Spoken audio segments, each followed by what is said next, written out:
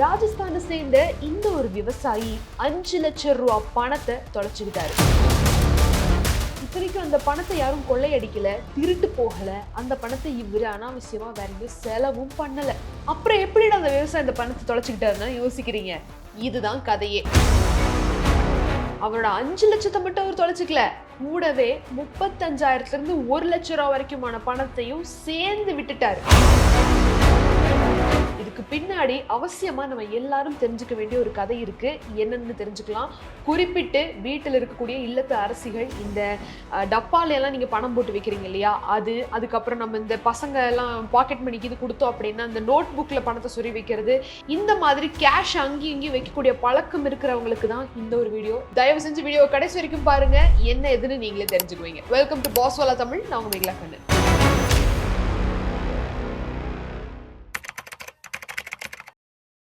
ராஜஸ்தான்ல இருக்கக்கூடிய பலோத்ரா டிஸ்ட்ரிக்ட்ல மங்கிலால் மேஹுவா அப்படிங்கிற ஒரு விவசாயி இருக்கிறாரு. இவருக்கு ஒரு குடும்பம் இருக்கு, இவருக்கு லைட்டா குடிப்பழக்கமும் இருக்கு. ஸோ என்ன ஆகுதுன்னா, ஒரு சில வருஷத்துக்கு முன்னாடி அவரோட ஒரு சின்ன நிலத்தை ஒரு பீஸ் ஆஃப் லேண்டை அவரு விற்கிறாரு. அதுல இருந்து ஒரு 5 லட்சம் ரூபாய் காசு வருது. அந்த 5 லட்சத்தை இவருக்கு லைட்டா குடிப்பழக்கம் இருக்கிறதுனாலையும் வீட்டில் வச்சிருந்தா அதை எடுத்து செலவு பண்ணிடுவாங்க அதுக்கு இதுக்குன்னு சொல்லிட்டு, எதுக்கு சும்மா நம்ம இந்த 5 லட்சத்தை சேமிக்கணும் அப்படின்னு சொல்லி என்ன பண்றாருன்னா, அவரோட நிலம் 6 ஏக்கர் நிலம் வச்சிருக்காரு. அந்த 6 ஏக்கர் நிலத்துல ஒரு இடத்துல அவரு கண்ணுக்கு யாருக்கும் தட்டுப்படாத ஒரு இடமா பார்த்து நல்லா குழி தோண்டி அந்த பணத்தை பிளாஸ்டிக் கவர்ல நல்லா போட்டு கட்டி உள்ள வச்சிடுறாரு. ஸோ இதுதான் கதை. இப்ப என்ன ஆகுது, ஒரு சில காலத்துக்கு அப்புறம் அவங்க வீட்டுல ஒரு ரூம் ஒன்று எக்ஸ்ட்ரா கட்டணும், ஒரு கன்ஸ்ட்ரக்ஷனுக்கு காசு தேவைப்படுது, ஏதோ ஒரு செலவுக்கு காசு தேவைப்படுதுன்னு அந்த ஒரு பணத்தை வச்சு நம்ம அதெல்லாம் பண்ணலான்னு பிளான் பண்ணிடுறாங்க. சரி, அந்த பணம் எங்கன்னு போய் தோண்டி பார்த்தா அவருக்கு லைட்டா இந்த குடிப்பழக்கம் இருந்ததுனால ஞாபகம் இல்லை. அண்ட் எங்க கரெக்டா அது வச்சு புதைச்சோம் அப்படிங்கிறதுமே நினைப்பில்லாதனால அந்த ஒரு கம்ப்ளீட் 6 ஏக்கர் நிலத்தை எல்லாரும் குடும்பமா சேர்ந்து பறிச்சு பார்த்துருக்காங்க, எங்கேயுமே கிடைக்கல. ஆற போட்டாச்சு அப்படியே. சரின்னு ஒரு வருஷம் விட்டு அதுக்கப்புறமேல் இவங்க இந்த மான்சூன் சீசன் வந்துருச்சு அப்படின்னு சொல்லி இப்ப இந்த டிராக்டர் விட்டு நிலத்தையெல்லாம் இது பண்றப்பதான் ஒரு இடத்துல ஒரு கவர்ல 500 ரூபா நோட்டெல்லாம் அப்படியே இருக்கிறது தட்டுப்பட்டிருக்கு. அதை உடனே அவரோட வைஃபும் பையனும் பார்த்துட்டு, எப்பா இந்த பணத்தை தான் நீங்க இப்படி வச்சிருந்தீங்களான்னு எல்லாம் கேட்டு அந்த பணத்தை அப்படியே கொத்தா எடுத்துட்டு வச்சா அந்த பணம் பணமா இல்லை, எல்லாம் பூச்சி அரிச்சு அந்த பணம் இனி என்ன மண்ணா போக வேண்டிய அளவுக்கு அந்த பணம் டீகம்போஸ் ஆகி கிடந்திருக்கு. ஸோ உடனே அந்த குடும்பம் என்ன பண்றாங்கன்னா, அந்த மொத்தமா அப்படியே கொத்தோட தூக்கிட்டு போய் எஸ்பிஐ பேங்க்குக்கு போறாங்க. எஸ்பிஐ பேங்க்குக்கு போய் இந்த பணத்தை கொஞ்சம் மாத்தி கொடுங்களேன், ஏன்னா எல்லாமே 500 ரூபா நோட்டு. சரின்ட்டு கேட்டா பேங்க்குக்காரங்க என்ன சொல்லிட்டாங்க, எப்பா இந்த பணத்துல சீரியல் நம்பர் கூட தெரியல, அந்த எந்த விதமான ஒரு இதுவுமே கிடையாது, நம்பரும் இல்லை. ஸோ இதை வச்சு நாங்க எப்படி உங்களுக்கு மாத்தி கொடுக்கறது, நீங்க ஒண்ணு பண்ணுங்க, இது எங்களுக்கு ரொம்ப காம்ப்ளிகேட்டடா இருக்கு, ஜெய்ப்பூர்ல இருக்கிற ஆர்பிஐ மெயின் பிரான்ச்சுக்கு போய் இதை கொண்டு போனீங்கன்னா அவங்க ஏதாவது வழி சொல்லுவாங்க அப்படின்னு சொல்லியிருக்காங்க. ஆனா ஜெய்ப்பூருக்கு போய் ஆர்பிஐ மெயின் பிரான்ச்சுக்கு போய் இதெல்லாம் பண்றதுக்கு எங்களுக்கு பெருசா அந்த ஒரு படிப்பறிவும் இல்லை, ஃபைனான்சியல் நாலேஜும் இல்லை, எங்களுக்கு இதை வச்சு என்ன பண்றதுன்னு தெரியலன்னு தவிச்சுக்கிட்டு இருந்திருக்காங்க இந்த ஒரு ஃபேமிலி. கடைசியில இந்த ஒரு விஷயம் நியூஸ்லயே வந்துருச்சு. இந்த விஷயத்தை நிறைய பேர் ஆல்ரெடி கேள்விப்பட்டிருப்பீங்க.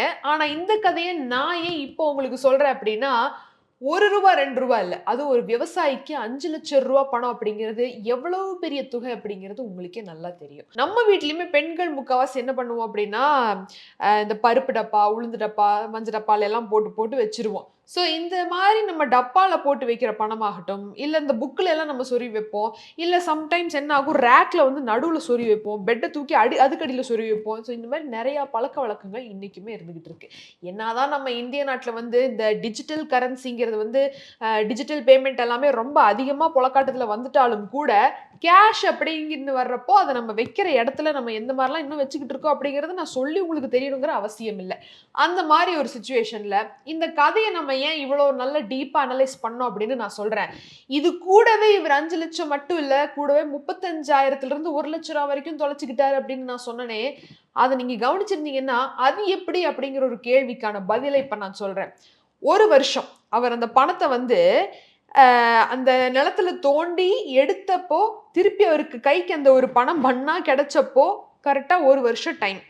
அந்த பணத்த நீங்க அங்கேயும், இங்கேயும் வச்சு ஒண்ணு அது நல்லா எங்கேயாவது தொலைஞ்சு போயிருது. அப்படி இல்லன்னா, அந்த பணத்திலிருந்து வரக்கூடிய ஒரு மிகப்பெரிய வருமானத்த நம்ம அத தட போட்டு வச்சுக்கிறோம். தொலைச்சுக்கிறோம். எப்படின்னு உங்களுக்கு நான் சொல்றேன். முதல்ல இன்ஃப்ளேஷன். இன்னைக்கு ரூ. 100 மதிப்பு நாளைக்கு ரூ. 107 இருக்கும். ஏன்னா 7% இன்ஃப்ளேஷன் அப்படிங்கிற ஒரு கணக்குல போட்டா கூட நம்மளோட விலைவாசி மதிப்பு எல்லாமே கூடிக்கிட்டே தான் போய்கிட்டு இருக்கு.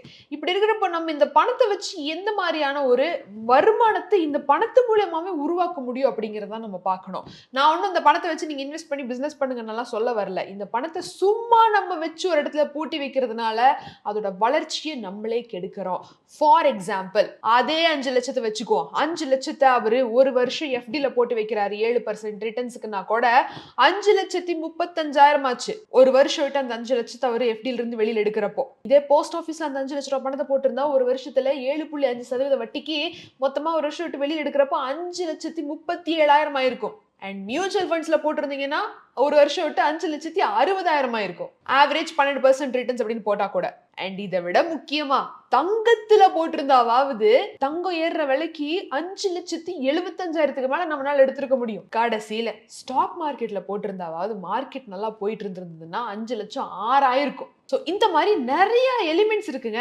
இப்போ போஸ்ட் ஆஃபீஸ்னு சொன்னனே, கிசான் விகாஸ் பத்ரால போட்டிருந்திருக்கலாம், நல்ல வருமானம் வந்திருக்கும். ஸோ இந்த ஒரு ஸ்டோரி மூலியமா நம்ம டீப்பா என்ன கத்துக்கணும்னு சொல்ல வரேன்னா, தயவு செஞ்சு பணத்தை அனாவசியமா அங்கேயும் வைக்காதீங்க. First point. ஏன்னா பணம் எந்த அளவுக்கு அவர் கஷ்டப்பட்டு அந்த நிலத்தை வாங்கி அதை வித்து அதுக்கான லாபத்தை அந்த பணத்துல பார்த்து அதை அவர் எங்கேயோ அது மிஸ்டேக் தான். அதை எந்த விதத்திலையும் நம்ம அதை ஒரு பண்ணது சரிதான் அப்படின்னு சொல்ல முடியாது. பிகாஸ் ஒன்று, இந்த ஞாபக மறதி இருக்கிறவங்களுக்கெல்லாம் இது ஒரு மிகப்பெரிய ஒரு லாஸ் அப்படின்னு கூட சொல்லலாம்.